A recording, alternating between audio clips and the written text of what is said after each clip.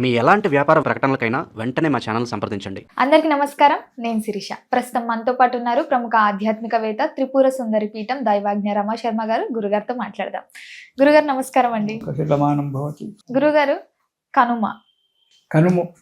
కనుము భోగి పండుగ అయిపోయింది, సంక్రాంతి అయిపోయింది, కనుమలోకి ప్రవేశిస్తున్నాం. ముఖ్యంగా కనుమ రోజు ఎలాంటి విధి విధానాలు పాటించారు? గురుగారు, కొన్ని ప్రాంతాలలో ముక్కనుమ అని కూడా మరొక రోజు చేసుకుంటుంటారు. అది ముక్కనుమ అనేటువంటి శాస్త్రంలో లేదు.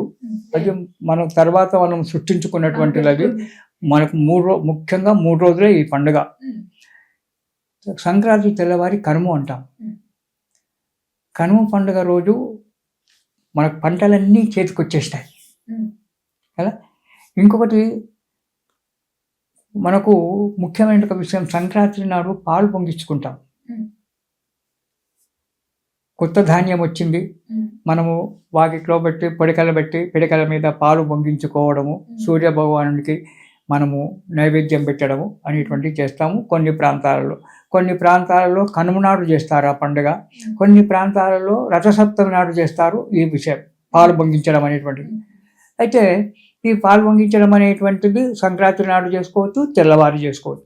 మనకంతా కొత్త ధాన్యం వస్తుంది. ఇప్పుడు కొత్త ధాన్యం వస్తుంది కాబట్టి పశువులకు వీటికి అన్నిటికి కూడా విశ్రాంతి దొరుకుతుంది. 6 నెలలు కష్టపడి పశువులు మానవులు ఇద్దరు కూడా పశువులతో పాటు సమానంగా కష్టం చేస్తారు. కొత్త ధాన్యం వస్తుంది, హాయిగా మళ్ళీ ఒక 3 నెలలు మళ్ళీ వర్షాలు పడేంత వరకు రెస్ట్ తీసుకుందాం అనేటువంటి ఒక పరిస్థితిలో ఉంటారు. అటు పశువులు కావచ్చు, ఇటు మానవులు కావచ్చు. ఇలా ఇస్తుంది. సంక్రాంతి నాడు అంతా గడబిడగా ఆ పండుగ ఈ పండుగ అంతా చేసుకుంటుంటారు.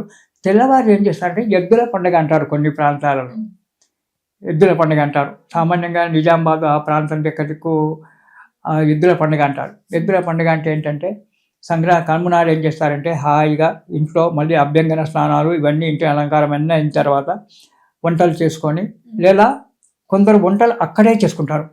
వనభోజనాలు పొలాలలో చేసుకుంటారు. మన దగ్గర కార్తీక మాసంలో మనం వనభోజనం చేస్తాము. కొన్ని ప్రాంతాల్లో కనుమ పండుగ నాడు వనభోజనాలు చేసుకోవడం. వనభోజనం అక్కడే మంచిగా వండుకొని పశువులను కడిగి అలంకారం చేసి వాటికి బట్టలు అన్ని పైనుంచి బట్టలు వేసి అలంకారం చేసి వాటికి మంచి భోజనం, మనం వండుకునేటువంటి వడలు ఇవన్నీ ఏమేమి చేసుకుంటారో పదార్థాలు వాటికి నైవేద్యం పెట్టి వాటికి తినిపిస్తారు. కొందరు నెట్టు తినిపించి వాటి అలంకారం చేసి పొలం చుట్టూ అంతా తెంపుతారు. ఇక ఒక 3 నెలలు నీకు రెస్ట్ హాయిగా సంతోషంగా ఉండమని చెప్పి ఆ కనుమ పండుగ నాడు ఇదంతా చేసుకుంటారు. ఈ పిల్లలు అందరూ బంధువులందరూ కూడా అక్కడే వంటలు చేసుకొని అక్కడే ఆటలాడుకోవడము చేసుకోవడం జరుగుతుంది. ఈ పాలు పొంగించుతారు కదా, ఇది కొందరు సంక్రాంతి నాడు చేస్తారు, కొందరు కనుమ పండుగ నాడు చేస్తారు. కొన్ని ప్రాంతీయ భేదం అది. సంక్రాంతి నాడు చేసినా తెల్లవారు చేసినా ఆ రోజు ఇంట్లో సంక్రాంతి నాడు పాలు పొంగించుకుంటారు. అక్కడ ఒక మట్టి పిడకలు అంటారు, 7 పిడకలు అంటారు. కొన్ని ప్రాంతాల్లో పిడకలు తెచ్చి పిడకలు పొయ్యి పెట్టి వాకిట్లో అందులో ఒక గురిగిలో చెంబులలో కానీ గిన్నెలో కానీ పొంగించరు, గురిగిలోనే పొంగించాలి. మట్టి గురిగి కొత్తది తీసుకొచ్చి అందులో పాలు పోసి పొంగించి అందులో బెల్లం వేసి పాయసం చేస్తారు. చేసి అక్కడ చిక్కుడు కాయలు ఉంటాయి, చిక్కుడు కాయలు అంటారు. ఆ చిక్కుడు కాయలతో రథం చేస్తారు. కొన్ని ప్రాంతాలలో సంక్రాంతి నాడు చేస్తారు, తెల్లవారు చేస్తారు. అది ప్రాంతీయ భేదం. అది ఎన్నడైనా చేసుకోవచ్చు.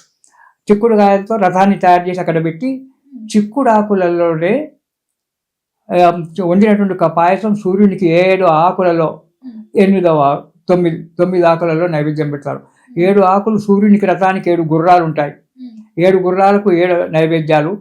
సూర్యుని రథసారథికి అనూరునికి ఒక నైవేద్యము, సూర్య భగవానికి ఒక నైవేద్యం పెడతారు. ఈ నైవేద్యం పెట్టి చేసుకుంటారు. ఇది కొందరు పండుగ నాడు సంక్రాంతి నాడు చేస్తారు, కొందరేమో కనుమ నాడు చేస్తారు, కొందరేమో రథసప్తమి నాడు, మాఘశుద్ధ సప్తమి రథసప్తమి నాడు కొందరు చేస్తారు పాలు పొంగించడం. అంటే అది ప్రాంతీయ ఆచారం. ఎన్నడు పొంగించుకున్నా పాలు పొంగించుకోవడం మంచిదే. హాయిగా సంతోషంగా పాయసం చేసుకోవచ్చు, తినొచ్చు. ఇలా కనుమ పండుగ చేసుకొని సాయంకాలం ఏం చేస్తారంటే ఊరేగింపు చేస్తారు. ఊరేగింపు అంటే అలంకారం చేసిన ఎడ్లు ఉంటాయి కదా, అట్లనే బండ్లను, అప్పుడు ఎడ్ల బండ్లు ఉండేటివి, ఆ ఎడ్ల బండ్లకు కూడా మంచిగా అలంకారం చేసి మామిడాకులు తోరణాలు బండ్లకు కూడా కట్టి ఊరు చుట్టూ చింపేవారు. ఇక్కడనేమో వీడు పొలం చుట్టే దింపుకుంటాడు. సాయంకాలం పూట 4 గంటల నుంచి గ్రామం పొలిమేర చుట్టూ, ఎక్కడి నుంచి పొలం ఉందో గ్రామం చుట్టూ ఎడ్ల బండ్లను తెంపుకునేవాళ్ళు. దీంట్లో మధ్యన కోడి పందాలని, ఎడ్ల పందాలని ఇవన్నీ కూడా చేసుకుంటూ ఆనందంగా కాలం గడపడమే కనుమ పండుగ. ఎడ్ల పందాలు పెడతారు, కొందరు కోడి పందాలు పెట్టుకుంటారు డబ్బులు పాటు చేసుకోవడానికి. తర్వాత ఈ ఎడ్ల పందాలు పెట్టి మన ఎడ్ల బండ్లతో అలంకారం చేసుకుని ఊరి చుట్టూ డప్పుల వాద్యాలతో బాజా భజనలతో ఊరి చుట్టూ తిరుగుతారు. ఎందుకంటే దరిద్రం మాకు వెళ్ళిపోని ఇప్పటితోటి మేము హాయిగా సుఖంగా ఉండాలి అని చెప్పి ఆ ఎడ్ల బండ్లతో గ్రామం మొత్తం తిరుగుతారు. ఇంకొకటి, ఈ 3 రోజులు పొలిమేర దాటకూడదని చెప్పి శాస్త్రం ఉంది. భోగి నాడు కానీ, పండుగ నాడు, సంక్రాంతి నాడు కానీ, ముఖ్యంగా కనుమ రోజు ఊరి దాటి వెళ్ళిపోకూడదు, ఇంకో దగ్గరికి పోకూడదు, ఊరిలోనే తిరగాలి. అంతేగాని ఊరి దాటి ఇప్పుడు నాగారంలో ఉన్నాను నేను కుషావడం వెళ్తానంటే వీలు లేదు. నాగారంలోనే తిరుగు నువ్వు సాయంకాలం వరకు, కానీ కుషావడం వెళ్ళకు, ఊరి పొలిమేర దాటకూడదు. అందుకే ఎడ్ల బండ్లతో ఊరి చుట్టుముట్టు పొలిమేర దింపేస్తారు. ఆ తెల్లవారి తిరగాలి, పొలిమేర దాటకూడదు. ఎందుకు దాటకూడదు ఊరు అంటే మన సంపద మనకు ఉండాలి, ఇంకో దగ్గరికి పోవద్దు. అంటే వేరే పండుగలకైతే వెళ్ళిపోతాం కదా, మరి ముఖ్యంగా కనుమనే చూసుకుంటే అంటుంటారు కాకి కూడా ఊరు దాటి అదే వెళ్ళాలి. కనుమ నాడు కాకి కూడా ఊరు దాటాలని చెప్పి, ఎందుకంటే మనది మనకు ఉండాలి, మనకు ఆపదలు రాకుండా ఉండాలి, మనం క్షేమంగా ఉండాలి, మన ఊరు క్షేమంగా ఉండాలి, మన దేశం క్షేమంగా ఉండాలి. అందరం కలిసిమెలిసి ఉంటాం. నువ్వు ఎందుకు ఒక్కరు పక్కకి ఊరికి వెళ్తావు? దానికి ప్రత్యేకమైన కారణం అనేటువంటిది ఏం లేదు. చెప్పారు, ఎవరెవరికి తెచ్చింది వాళ్ళు చెప్తున్నారు. అందుకని అందరం కలిసిమెలిసి ఉన్నాం, అందరం కలిసిమెలిసి ఉందాం. ఈ ఒక్కరోజు, 3 రోజులు నువ్వు ఒక్కరోజు బయట పోతే మాకెంత బాధ అనిపిస్తుంది. ఇప్పుడు మనం ముగ్గురం ఉన్నాం తల్లి, ముగ్గురు ఇతను ఒక్కరు బయట పోయాడంటూ మరి ఇద్దరం ఏం చేస్తాం, ఏం మాట్లాడుకుంటాం? నడుము ఇంకొకరు ఉండాలి. అలా అందరం కలిసిమెలిసి ఉన్నాము, బయటకు వెళ్తూ సాయంకాలం పండుగ చేసుకుందామని చెప్పి ఎడ్ల బండ్లతోటి చుట్టుగా గ్రామం చుట్టూ పొలిమేర తిరిగి బండ్లతో ఊరేగింపు చేసుకొని బాజావళితో ఉండి ఆ రోజు సాయంకాలం, ఈనాడంటే సినిమాలు చూస్తున్నాం టీవీలో ఎవరింటామని కూర్చొని, ఆనాడు వీధి నాటకాలని, యక్షగానాలని, తోలుబొమ్మలాటలని అన్ని సంక్రాంతి సాయంకాలం మంచిగా వేసేవారు. వెళ్ళి హాయిగా కూర్చొని ఆ ఇంట్లో పిండి వంటలు తినుకుంటూ కూర్చొని చూసేవాళ్ళం మేము మా చిన్నతనంలో హాయిగా. అలాంటి ఒక సంబరాలు మనము చేసుకుంటున్నాము. ఇలా ఈ 3 రోజులు పండుగ చేసుకొని సంతోషంగా ఉండడమే మనము సంక్రాంతి పండుగ. మనలో క్రాంతి రావాలి, వెలుగు రావాలి. ఆ వెలుగు రావడానికే సంక్రాంతి. అందరికీ కూడా వెలుగు రావాలి అనే విషయంతోనే ఈ మూలా నక్షత్రంలో సూర్యుడు ప్రవేశించినప్పటికీ గోదాదేవి కళ్యాణము ఇవన్నీ కూడా మనము చేసుకొని ఆ సంక్రాంతి నాడు మనకు చేసి ఆ క్రాంతి మన వెలుగులో మనలో క్రాంతి రావాలి. దుష్టశక్తుల నుంచి నెగిటివ్ అనేటువంటిది మనలో అంతా వెళ్ళిపోవాలి, మనలో క్రాంతి రావాలి అనే ఒక విషయం చేతనే సంక్రాంతి పండుగను మనం ఈ విధంగా చేసుకుంటున్నాము. పెద్దలకు, మన పెద్దల ఆశీర్వచనం జరగడానికి పితృదేవతలకు పిండ ప్రదానాలు, తర్పణాలు చేయడము, నదులలో స్నానం చేయడము, ఇవన్నీ మన పెద్దలు అన్ని నిర్ణయించినటువంటి మన ఆరోగ్యం గురించి, మన కష్టాలు పోవడానికి, దరిద్ర బాధలు పోవడానికి ఇవన్నీ మన పెద్దలు నిర్ణయించినారు. వాటిని పాటించి సుఖంగా సంతోషంగా ఉన్నాము.